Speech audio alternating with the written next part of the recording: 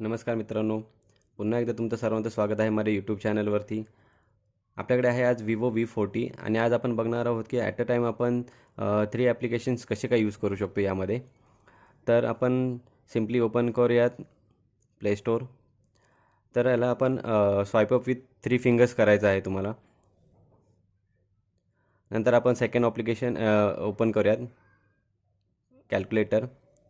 तर तुम्ही बघू शकता आपण याची स्क्रीन साईजसुद्धा तुम्हाला जशी पाहिजे तशी चेंज करू शकतो. नंतर तुम्हाला एक साईडला ऑप्शन मिळतो, एक साईडबार मिळतो. इकडनंसुद्धा तुम्हाला जर कुठचं ॲप्लिकेशन्स ओपन जर करायचे असेल तर तिकडनं ओपन करू शकतो आणि ऑपरेट करू शकतो. आपण इथे एक नोट्स म्हणून एक ॲप आहे, तो सुद्धा ओपन करूया.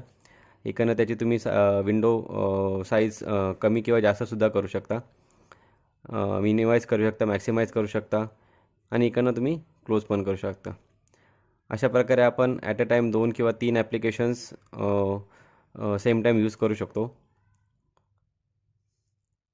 व्हिडिओ कसा वाटला त्याबद्दल तुम्ही लाईक करा, शेअर करा आणि सबस्क्राईब करा. थँक्यू.